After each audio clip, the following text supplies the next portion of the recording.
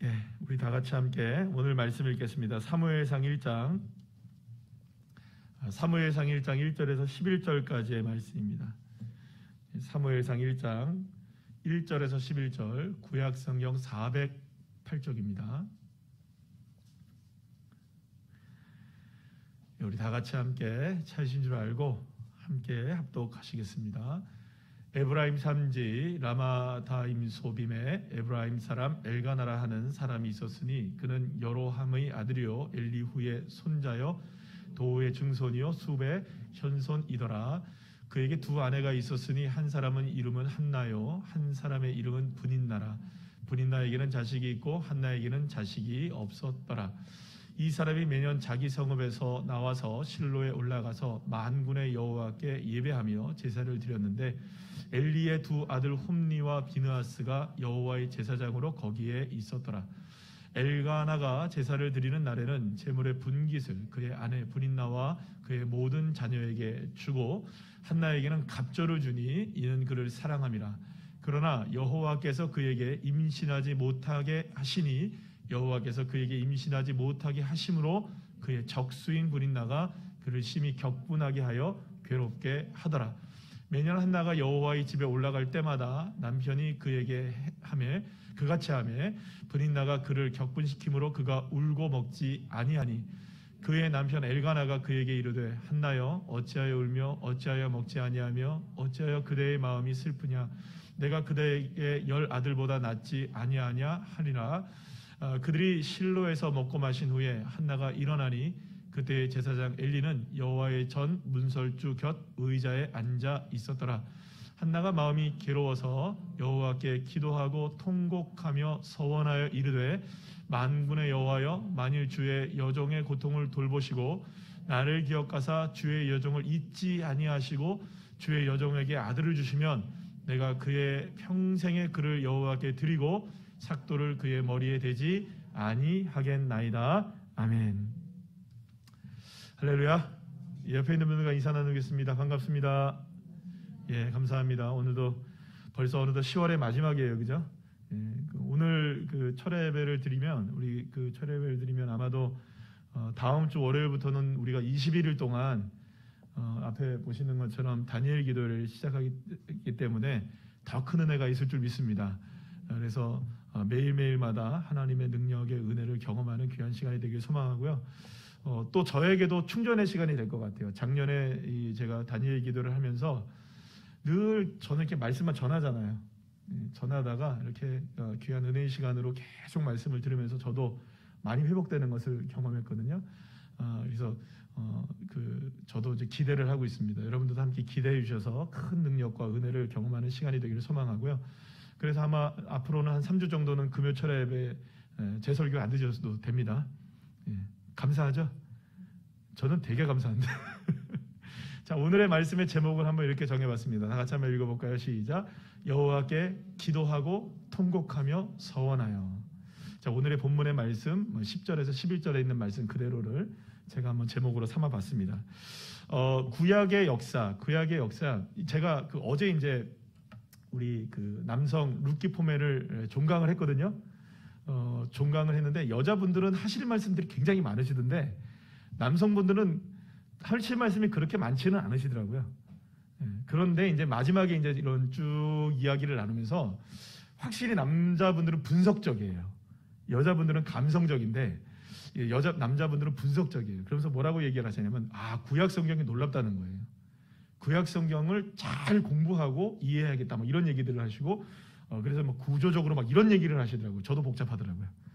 예. 여자분들을 하실 때는 막 이렇게 감성적으로 막 눈물도 흘리고 그래도 막 저도 막 눈물도 날려 그러고 막 그랬는데 남성분들은 뭐 그런 부분들이 있었어요. 그러면서 뭐라고 얘기하시냐면 구약 성경을 좀 잘 알아야겠다 뭐 이런 얘기들을 어제 하시는데 여러분들 구약 성경의 구조의 문제를 여러분들이 조금 인식하고 있어야 성경을 이해하는 데 굉장히 편합니다. 뭐냐면 구약은 이렇게 시대적인 구분들이 있어요. 시대적인 구분들이 있는데 어떤 시대이냐 따라합시다. 족장 시대. 그 다음에 시대가 어떤 시대일까요? 출애굽 시대예요. 그러니까 그때는 이제 뭐 430년 동안의 애굽의 시대는 사실 성경에 거의 나오질 않으니까 그 다음에 출애굽 시대. 따라합시다. 출애굽 시대. 그 다음에 어떤 세대일까요? 가나안 정복 시대가 있어요. 그것과 함께 어느 시대가 함께 이제 어우러지게 되냐면 따라합시다. 사사 시대. 이제 함께 이제 묶여지기도 하고 좀 분리되기도 해요. 그 다음에 어떤 시대가 도래하게 되냐면 따라합시다. 왕정 시대. 이게 왕조 시대라고 얘기를 하죠. 그런데 그 다음에 이제 왕조 시대는 두 군데로 또 나눠지게 돼요. 따라합시다. 북이스라엘, 남유다. 그래서 이제 분열 왕국 시대라는 시대로 또 한 번 나눠지게 되죠.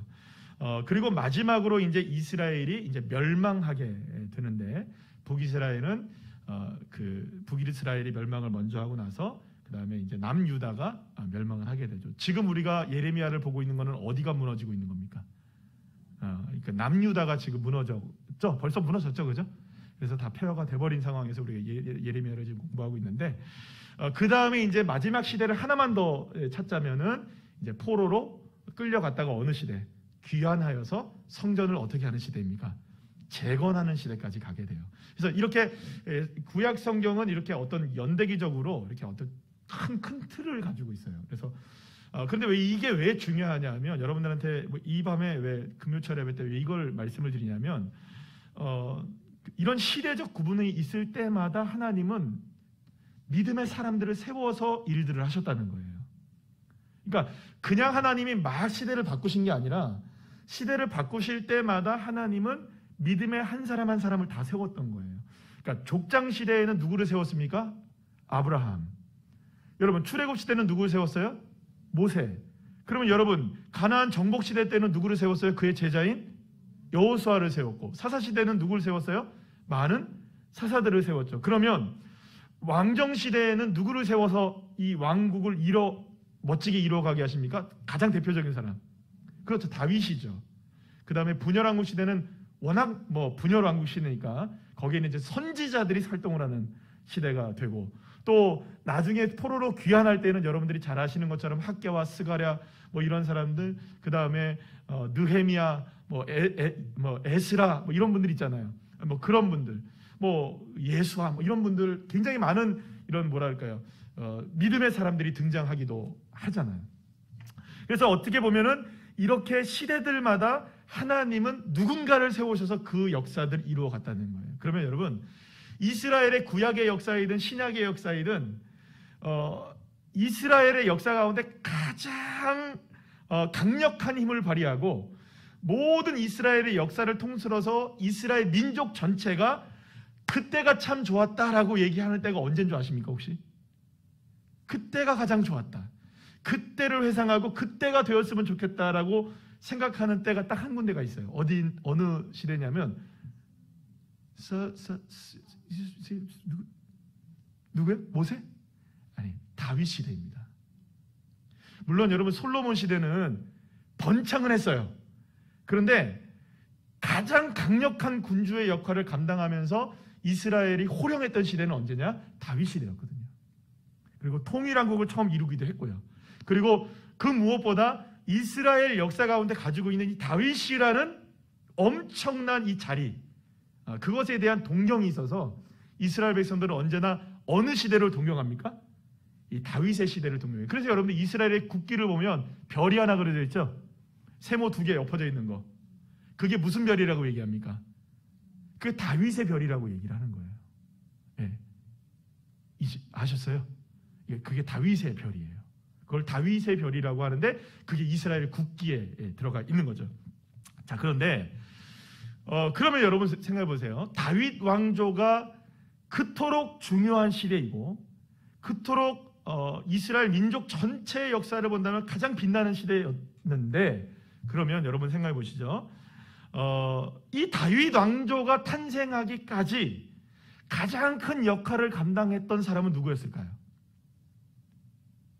사울이었을까요, 여러분? 물론 사울은 누구를 훈련시켰습니까? 다윗을 정말 단단하게 훈련을 시켰죠. 수많은 세월 동안에 광야에 내몰리게 해서 막 그를 쫓아다니면서 많은 세월 동안에 훈련을 시켰지만 사실상 다윗의 왕조가 세워지기에 가장 큰 역할을 감당했던 지도자가 한 명 있는데 그분이 누구였느냐? 바로 따라합시다. 사무엘. 이 사무엘이에요. 자, 그리고 왜냐하면 여러분 사무엘은요 누구에게 기름을 붓습니까? 어린 다윗에게 이미 기름을 부어서 그가 왕이 될 수 있는 길을 이미 열었고요. 사울 왕이 있었음에도 불구하고 선포합니다. 이제는 누가 왕이다? 다윗이 왕이라는 걸 선포해버리거든요. 그래서 이 다윗이 왕조를 이루며 살아가고, 또 특히 이제 가장 중요한 건 뭐냐면 이스라엘의 역사 가운데 가장 어두웠던 시대가 두 군데가 있어요. 하나는 여러분들 너무나 잘 아시는 분열왕국 시대가 가장 어두운 시대 가운데 하나고요. 두 번째는 뭐냐면 오락가락하던 시대가 있었어요. 그때가 어느 시대냐? 따라합시다. 사사시대. 이 사사시대의 잔재를 끊어버린 사람이 누구냐? 사무엘이었거든요.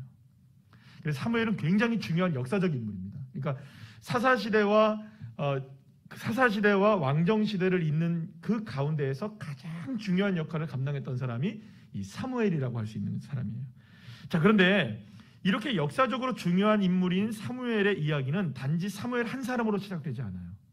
오늘 본문에 우리가 이제 사무엘 1장을 봤는데요.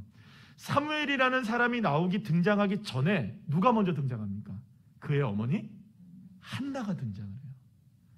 그러니까 다시 말하면 이겁니다. 사무엘의 이야기는 어디서부터 시작될까요? 어머니 한나로부터 시작되고, 한나로부터 시작된 이야기가 사무엘의 이야기로 연결이 되어지고, 사무엘의 이야기는 누구의 이야기로 연결되나요? 다윗의 이야기로 연결되는 거예요. 근데 그만큼 지금 사무엘이 중요한데, 그 사무엘을 있게 한 그 원인이 무엇이었느냐? 그게 누구의 기도? 너무나 잘 아는 것처럼 한나의 기도 때문에 그 일이 가능하게 되었다는 것이죠. 여러분, 한나는요, 그 남편이 있었어요. 엘가나죠. 엘가나는 참 좋은 사람입니다. 굉장히 인격적인 사람이고, 또 경제적으로도 부족함이 없었어요. 그리고 또 무엇보다 이 한나를 너무너무나 사랑했어요. 얼마나 사랑했는지 한번 볼까요? 4절 5절 말씀인데요. 이렇게 이야기합니다. 시작. 엘가나가 제사를 드리는 날에는 제물의 분깃을 그의 아내 브닌나와 그의 모든 자녀에게 주고, 한나에게는 얼마를 줘요? 갑절이를 2배를 줬어요. 그래서 어떻게 해요? 그를 사랑하기 때문에 그렇다라고 얘기를 하는 거예요. 여러분, 그러니까 얼마나 이 한나는 사랑을 듬뿍 받고 있었는지 몰라요. 엘가나에게는 한나와 브닌나 두 아내가 있었는데, 엘가나는 브닌나보다 한나를 더 끔찍하게 사랑했던 것 같습니다. 그런데 이렇게 남편의 사랑을 한 몸에 받으면서 부족함이 없이 살아가는 것처럼, 두 몫의 분깃을 받을 정도로, 갑절을 받을 정도로 많은 사랑을 받았던 한나에게는 커다란 마음의 아픔에 상처가 있었죠. 바로 무엇이 없었던 겁니까? 자식이 없었던 거예요. 여러분, 물론 단지 자녀가 없다는 것만으로도 큰 커다란 짐이 되었을 텐데요. 한나를 더 크게 힘들게 만들었던 게 있어요. 누구냐? 같은 부인이었죠. 그 부인이었던 이 브닌나 때문이었어요. 그래서 성경은 뭐라고 얘기하느냐? 브닌나를 한나의, 따라합시다, 적수라고 얘기를 해요. 오늘 보면 6절 말씀 한번 읽어볼까요? 시작. 여호와께서 그에게 임신하지 못하게 하심으로 그의 적수인 브닌나가 그를 심히 격분하게 하여 괴롭게 하더라. 브닌나는 한나를 괴롭히는 게 사명이었던 것 같아요. 한나는 브닌나의 괴롭힘으로 인해서 마음이 격분할 정도로 날마다 상해 있던 상황이었어요. 물론 여러분, 브닌나의 입장도 어느 정도 이해가 되죠? 왜 이해를 할 수 있을까요? 누구만 사랑하니까, 남편이. 자식 난 나보다 자식을 못 낳고 있는 한나를 더 사랑하니 열이 받을 만도 하겠죠. 그 다음에 뭘 줘도 2갑절을 주니까, 자기는 하나 받고 한나는 2개를 받으니까. 그러니까 여러분들, 어떻게 보면 엘가나가 원망스러웠겠죠? 그래서 그 화풀이를 누구한테 하는 겁니까? 엘가나에게 못하고 한나에게 화풀이를 한 것일 수도 있어요. 그래서 여러분들 결국에는 그렇게 보니까 엘가나가 별로 그렇게 좋은 사람이 아니네요, 그죠? 다 원인이 누구 때문인가? 뭘 그렇게 볼 수는 없고, 어쨌든 그렇습니다. 그런 상황이었다는 거죠. 어쨌든 한나는 자녀가 없는 아픔과 함께 브닌나로부터 당하는 수모까지 모두를 감당하고 견뎌야 하는 힘든 시간을 보내요. 자, 그런데 오늘 본문 아까 전에 6절 말씀 우리 함께 보시면, 이 모든 일이 일어난 원인이, 그러니까 다시 말하면 한나의 불임의 원인이 어디 있는지에 대해서 성경 분명하게 이야기합니다. 우리 다시 한번 볼까요? 시작. 여호와께서 그에게 임신하지 못하게 하심으로 라고 분명하게 얘기해요. 자, 그런데 여기서 우리가 다른 측면에서 한 가지를 살펴볼 것이 있어요. 뭐냐면, 한나가 임신하게 되지 못한 그 원인, 그거를 제가 표현할 때는 다른 말로 좀 표현하기를 원하는데 이 주권이라고 얘기를 할게요. 그러니까 다시 말하면 한나가 지금 임신이 될 수도 있고 안 될 수도 있는 주권이 누구에게 있다는 겁니까? 하나님께 있다는 거예요. 그렇다면 여러분, 한나는 이 사실을 알았을까요? 몰랐을까요? 여러분 한번 생각해 보세요. 한나는 알았을까요? 몰랐을까요? 내가 임신하지 못하는 게 하나님의 주권 아래 있는 상황 때문이다라는 걸 알았을까요? 몰랐을까요? 정말 알았다고 생각하세요, 여러분? 몰랐을까요? 알았을까요? 제가 생각할 땐 그렇습니다. 따라합시다. 긴가민가. 이게 정답이에요, 여러분. 긴가민가인 거예요, 이게. 이게 하나님이 안 하셔서 그런가? 아니면 내가 지금 뭐가 문제인가? 정확하게 원인을 알 수는 없었을 거예요. 그러니 여러분, 분인나가 자기를 격동시키고 적수로 있을 때 막 마음이 상하고 상할 대로 상하는 거예요, 계속. 아니, 처음부터 하나님이 임신하지 못한 것을 알았다면 그건 뭐 문제가 될 거 있어요? 처음부터 어디로 나가면 됩니까? 그거 하나님께 나가면 되잖아요. 근데 지금 당하고 계속 당한 거예요. 도대체 원인이 어디 있을까? 처음부터 알았다? 사실은 긴가민가가 정답인 것 같아요. 그러니까 여러분, 자신이 임신하지 못해서 그토록 업신양금을 당하고 격분을 당하고 적수로서 이렇게 날마다 얼굴을 보고 살아가야 되는 이 아픔이 다 하나님의 주권에 있다, 아래에 있다, 이걸 알기까지의 사실은 우리의 믿음과 신앙이 필요한 것이죠. 사랑하는 여러분, 어떤 일을 당했을 때, 어떤 상황이 우리에게 펼쳐졌을 때 하나님의 주권 아래 내가 있다, 이것을 믿으면 문제가 없어요, 여러분. 그런데 그것을 인정하기까지 시간이 우리에게도 필요할 때가 있어요, 사실은. 하나님도 그걸 알고 계세요. 그러나 여러분, 가장 좋은 것은 빨리 깨닫는 것입니다. 모든 것이 누구의 주권 아래 있다? 하나님의 주권 아래 있다. 믿으십니까? 하나님의 주권 아래 있기 때문에 때로는 여러분, 적수가 나타나서 우리를 괴롭히는 그런 상황 가운데 놓인다 할지라도 만약에 하나님의 주권 아래 있다는 것을 우리가 믿는다면 우리가 기도의 자리로 나갈 수 있는 거예요. 왜냐하면 그 누구의 주권 아래 있으니까. 하나님이 하실 테니까. 여러분, 사실 우리도 그래요. 적수도 많고요. 때로는 우리를 격분시키는 일들도 있고요. 남들은 다 되는데 나는 안 되는 일이 있죠, 그죠? 그리고 유독 그런 일을 통해서 내가 속상함을 많이 경험하기도 합니다. 지금 내가 안고 지고 살아가는 삶의 무게가 사실은 이 한나의 무게와 비교해도 결코 뒤지지 않는 그런 상당한 무게들을 짊어지고 살아가는 사람들이 우리에게 얼마나 많은지 모릅니다. 그런데 이렇게 방황을 하던 한나가, 그러니까 길을 못 찾았던 거죠. 방향을 못 찾았던 거죠. 그러다가 자신의 삶의 문제를 풀 수 있는 방법이 남편의 사랑도 아니었던 거예요. 그죠? 여러분, 남편이 얼마나 그를 사랑해줬어요. 근데 그게 방법이 아니었던 거예요. 분인나가 그렇게 자기를 격분시킬 때 한나는 여러분들 가만히 기죽고만 있었을까요? 아니면 소리도 한번 쳐봤을까요? 한나가 너무 착한 여인으로만 보시는데 아주 대단한 여인입니다, 여러분. 이렇게 결단하는 거 보면 보통 여인이 아니에요. 예. 성격을 사무엘이 여러분 성격이 어떻습니까, 여러분? 칼 같죠? 바늘 하나 찔러도 안 들어갈 사람처럼 느껴지. 제가 볼 때는 한나의 이 성격을 좀 닮지 않았을까. 그러니까 한나도 한 성격 하는 사람이에요. 자, 그런데 그렇게 하다가 결국에는 찾은 길이 어디냐? 하나님의 성소에 나가서 기도하는 방법을 찾은 거예요. 그러니까 자신의 삶의 문제를 해결할 수 있는 일이 누구밖에 없다는 걸 알게 된 걸까요? 그제서야 하나님이라는 걸 알게 된 것이죠.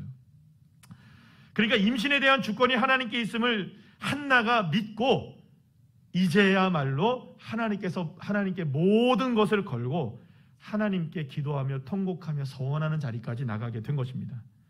사랑하는 여러분, 그렇게 하나님이 나의 삶의 주권을 가지고 계시고 나의 삶의 문제를 풀 수 있다는 믿음을 가지고 기도의 자리로 나가기 시작할 때 그것이 기적의 시작입니다. 그리고 응답의 시작인 줄 믿으시길 바랍니다. 여러분, 그래서 오늘 보면 10절, 11절 말씀 우리 다 같이 한번 읽어볼까요? 시작. 한나가 마음이 괴로워서 여호와께 기도하고 통곡하며 서원하여 이르되 만군의 여호와여, 만일 주의 여종의 고통을 돌보시고 나를 기억하사 주의 여종을 잊지 아니하시고 주의 여종에게 아들을 주시면 내가 그의 평생의 그를 여호와께 드리고 삭도를 그의 머리에 대지 아니하겠나이다. 아멘. 제가 오늘 이 말씀을 통해서 말씀드리려고 하는 것은 아들이 얻어졌다 그쪽에 대한 이야기가 아니라, 이미 여러분 우리는 다 알고 있습니다. 사무엘을 하나님이 주셨습니다. 그리고 그 사무엘을 하나님 앞에 올려드렸죠. 그것에 대한 응답이 있었어요. 하나님은 응답하시는 하나님이셔요. 그럼 어떻게 응답을 받았느냐? 세 가지의 모습으로 한나가 기도의 자리로 나가요. 첫 번째는 뭐냐면, 따라합시다. 기도. 두 번째는 뭐예요? 통곡. 세 번째는 뭘까요? 서원이에요. 따라합시다. 시작. 기도, 통곡, 서원. 시작. 기도, 통곡, 서원이 있었어요. 자, 그럼 먼저 이제 기도에 대해서 알아보겠는데, 여러분 기도가 무엇인지를 모르시는 분들은 없어요. 자, 그런데 기도가 또 무엇이냐고 묻는다면 정확히 아시는 분도 많지 않아요. 찾아보니까요, 히브리어로 기도를 표현하는 단어가 12개 정도가 있어요. 자, 그런데 그 가운데 오늘 이 여기에서 기도하고라고 했을 때 이 기도라는 말은 히브리어로 따라합시다. 팔랄이라는 단어를 썼는데요. 이 팔랄이라는 단어는 굉장히 많은 의미가 있는데, 적어도 한 5가지 정도의 의미가 있는데, 그 중에서 중요한 2가지만 제가 말씀을 드릴게요. 그래서 이제 오늘의 한나의 기도가 어떤 기도였는지에 대한 부분을 우리가 알아야죠. 그래야 우리도 그렇게 기도하겠죠? 그 뭐냐면, 따라합시다. 넘어지다. 그럼 넘어지다는 의미는 뭐냐면요, 어려운 한자더라고요. 제가 이게 찾아보니까 이 부복한다는 말이 있죠, 여러분들. 그게 엎드리고 죽는다는 의미예요. 그러니까 넘어진다는 의미는 어떤 의미가 있느냐? 하나님 앞에 나를 죽이며 엎드리는 거예요. 여러분, 그러니까 하나님 앞에 이 팔날의 기도를 이 한나가 했다는 것은 어떤 의미냐? 이제 나는 없습니다. 이제 하나님 앞에 내가 엎드려집니다. 내가 주님 앞에 죽습니다. 그러니 이제 나를 살리실 분은 누구시다? 하나님밖에 없으시다. 정말로 뭐랄까, 절체절명의 마음을 가지고 나가서 기도한 기도가 팔날의 기도였던 거예요. 자신의 생명을 주님 앞에 드리는 기도로 하나님 앞에 기도했던 한나였던 것이죠. 단순하게 엎드리는 정도가 아닌 거였어요. 나를 죽이는 기도를 한 겁니다. 하나님, 내가 오늘 이 시간에 생명을 드려도 좋습니다. 그러나 이 기도는 주님 들어주셔야 됩니다. 이런 결단의 기도가 누구의 기도였느냐? 한나의 기도였던 것이죠. 그리고 또 다른 의미로서의 이 팔날은요, 같은 의미이기도 한데 이런 의미가 있습니다. 자신을 깨트리다라는 의미가 있어요. 그러니까 한나의 기도는 어떤 기도였냐? 철저하게 자신을 깨트리는 기도였던 거예요. 나를 산산이 부서뜨리고 그 자리에 무엇이 세워지기를 원했던 겁니까? 내가 아닌 하나님의 뜻이 세워지고, 내가 아닌 하나님의 능력이 나타나고, 내 힘이 사라진 그곳에 주의 역사가 드러나기를, 오직 누구만 드러나기를, 내 안에 주님만 드러나기를 간절히 소망했던 기도가 이 팔날의 기도였고, 사실은 이 한나의 기도였던 것입니다. 하나가 더 있네요. 제가 2가지라고 해서 세 가지인데요. 마지막으로 한 가지가 뭐냐면, 따라합시다. 문제를 해결하다. 자, 근데 문제를 해결하다는 게 어떤 의미가 같이 포함이 되어 있냐면, 중재를 요청하는 거예요. 다시 말하면 이런 겁니다. 기도한다는 것은 내 삶의 문제를 누구만이 해결할 수 있다, 하나님만이 해결할 수 있다는 믿음으로, 하나님, 이 문제에 대해서 주님만이 주권적으로 역사하실 수 있지 않으십니까? 소개하는 겁니다. 중재하는 겁니다. 하나님, 내 임신, 내가 아들을 낳는 것 사람도 못하고 나도 못하고 남편도 못하고 아무도 못합니다. 이제는 누구만 하실 수 있느냐? 하나님만이 하실 수 있으니 이 상황을 주님이 중재해 주십시오. 이 상황을 해결해 주십시오. 적극적으로 이 문제에 개입하도록 누구를 끌어들이는 겁니까? 하나님을 끌어들이는 기도가 이 팔날의 기도였던 것이죠. 그런데 여러분, 한나는 기도만 한 것이 아니었죠? 뭘 합니까? 기도하며 통곡했어요. 근데 통곡이라는 말은 단순히 우는 게 아니에요, 여러분. 통곡에 해당하는 히브리어를 보니까 이게 바카라는 단어가 쓰였는데요. 이 바카라는 단어가 두 가지 의미가 있어요. 근데 뭐가 있냐면 좀 어려운, 제가 그냥 찾아보면서 그대로 제가 썼는데 좀 어렵기도 한데 이런 겁니다. 슬픔의 표현으로서의 통곡이기는 하지만 그것이 기쁨의 표현이기도 하다라고 되어 있어요. 다시 말하면 이게 무슨 말입니까? 한나의 통곡 속에서는 자신의 슬픔을 담은 거예요. 눈물에. 그러나 자신이 눈물을 흘릴 때 그저 슬퍼하는 것만이 아니었던 거예요. 주님이 내 눈물을 바꾸셔서 기쁨으로 반드시 열매를 맺게 하신다. 이 다짐과 믿음이 눈물 안에 섞여 있었던 거예요. 이게 바카의 통곡이에요. 두 번째로 이 바카라는 의미에는 어떤 게 있냐면 회개하다라는 의미가 있어요. 그러니까 회개를 하면서 뭘 하는 겁니까? 눈물을 흘리는 거예요. 통곡을 하는 거예요. 그러면 여러분 생각해 보시죠. 한나가 뭘 회개했을까? 회개했다는 말이에요. 그죠? 통곡하면서 그냥 눈물을 흘린 게 아니라 회개의 통곡을 한 겁니다. 자, 그러면 한나는 도대체 뭘 회개했을까요? 뭘 회개했을까요, 여러분? 자기가 지금까지 지었던 죄들 낱낱이 다 회개, 그것도 회개일 수도 있을 거예요. 그럼 무엇이 한나의 진정한 눈물의 회개였을까요? 잘 생각해 보세요. 지금까지 얘기를 잘 생각해 보세요. 그렇죠. 하나님을 찾지 않았던 거예요. 하나님을 온전히 의지하지 못했던 거예요. 분인나가 격분시킬 때마다 적수로서 마음이 힘들어지고 눈물을 흘리고 남편 바가지 긁고요. 그죠? 남편한테 또 뭔가 요구했겠죠. 그러니까 남편이 뭘 줬겠어요, 여러분? 두 분깃을 주고 두 몫이나 주고 해도 안 풀리는 거예요. 이 방법도 해보고 저 방법도 다 해봤겠죠. 한나의 회개에는 무엇이 포함되어 있었냐? 지난 시간 철저하게 하나님 앞에 무릎 꿇지 못하고 이제 와서야 누구를 찾는 겁니까? 하나님을 찾는 거예요. 거기에 대한 회개가 아닐까? 사랑하는 여러분, 한나는요 사실 이 분인나의 격분으로 인하여 하나님을 온전히 바라보지 못하고 있었던 거예요. 그렇기 때문에 여러분, 우리가 여기서 알아야 될 게 있는 거예요. 여러분들을 격분시키는 적수들이 있잖아요. 그죠? 그게 누구인지 그거는 모르겠어요. 여러분들의 마음을 격분시키는 일들이 여러분들에게 있다면 거기에 매몰되지 않기를 축복합니다. 오히려 내게 그 격분시키는 일들은 누구를 바라보지 못하게 하는 방해꾼들일까요? 마귀의 방해꾼들인 거예요. 누구를? 하나님을 바라보지 못하게. 사랑하는 여러분, 그래서 한나는 통곡한 거예요.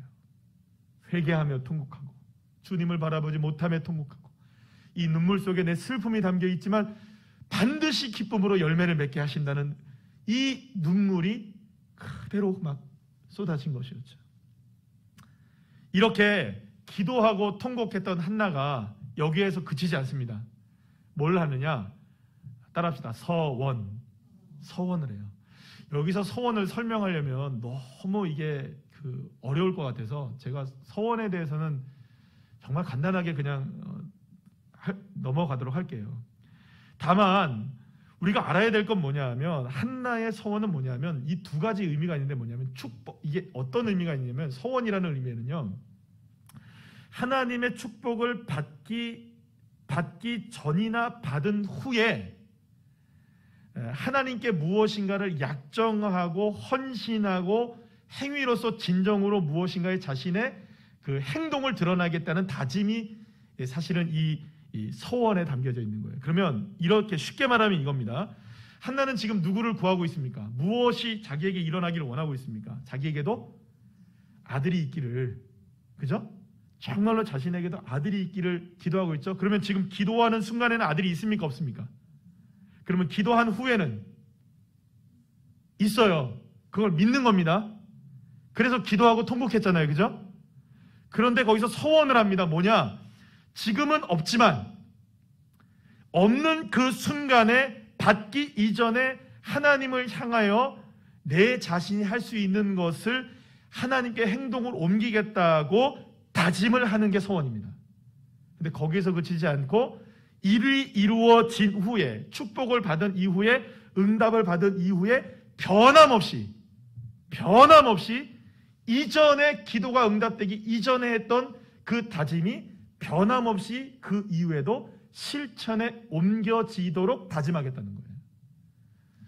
그러니까 여러분, 서원에는 어떤 의미가 있냐면 일이 이루어지기 전, 일이 이루어진 후 내 삶으로 변함없이 그 일을 하겠습니다. 이게 서원인 거죠. 근데 많은 경우는 여러분 화장실 들어갔다가 나올 때가 틀리죠. 응답 받으면 감사합니다 해놓고 진짜 내가 하나님 만약에 이 일을 이루어 주신다면 내가 이렇게 저렇게 하겠습니다라는 서원 우리가 합니까 안 합니까? 네. 무서워서 못 하십니까 혹시? 하시잖아요, 그죠? 하나님, 내가 이번에 예를 들어서 이런 겁니다. 아주 그냥 쉽게 그냥 뭐 다른 거 말고 그냥 우리가 돈으로 얘기하면 딱 정확해, 그죠? 예를 들어서 하나님, 내가 오늘 1억을 벌면 내가 하나님 앞에 1억을 번 이후에 내가 하나님 앞에 11조도 하고 감사도. 여러분들 지금 사실은 1억으로 생각하지 말고 그냥 로또라고 생각하죠. 10억 당첨됐어요.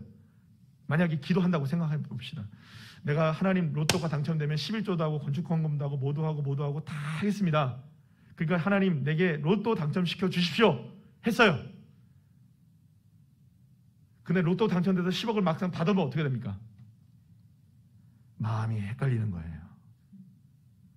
실제로 여러분 그런 일이 있었습니다. 울산에 있었어요. 울산에 어떤 개척교회 목사님이, 그 성도 중에 한 명이 진짜 로또에 당첨이 됐어요. 할렐루야. 놀라운 일 아니겠어요? 정말 우리 교회도 그런 분들이. 근데 이분이 갑자기 짐을 싸서 이사를 갔어요. 그러면서 하나님 그 교회에 100만 원 헌금하고 가셨어요.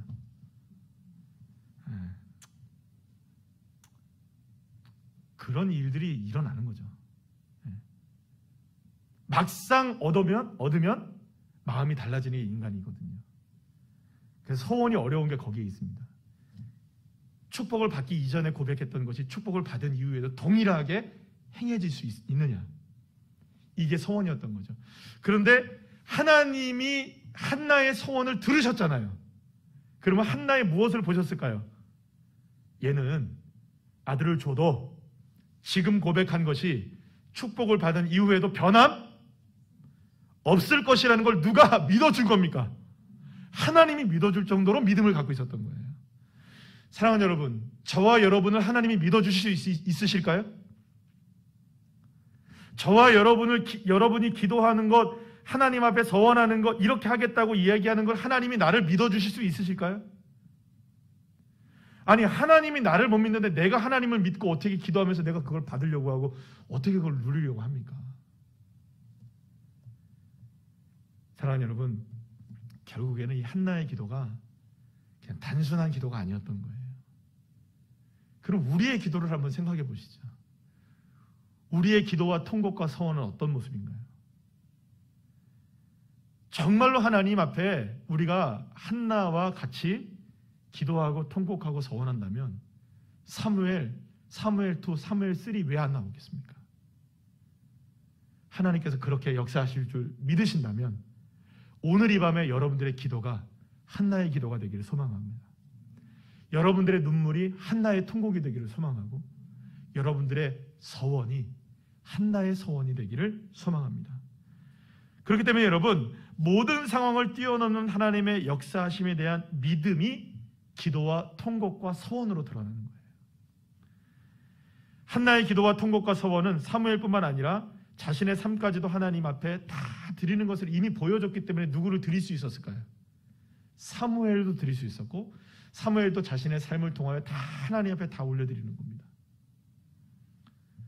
그리고 결국 그렇게 나 자신 한 사람을 올려드리는 한나의 기도를 통해 역사가 뒤바뀌는 현상이 일어나는 거예요. 그렇다면 여러분, 하나님의 주권은 오늘 이 시간에도 나에게 그리고 또 우리 가정 위에, 우리 교회 위에 역사하시는 줄 믿으시길 바랍니다. 내가 오늘 이 시간 기도하는 기도의 제목이 무엇이든, 내가 오늘 주님 앞에 간구할 것이 무엇이든, 여러분도 나도 우리 모두가 다 한나처럼 기도하고 한나처럼 통곡하며 한나처럼 서원하는 믿음을 가지고 나갈 때 우리에게도 이 사무엘의 이 응답의 역사, 할렐루야, 그 축복을 마음껏 누리게 되는 귀한 차례들 한 분 한 분들 다 되시기를 간절히 축복합니다.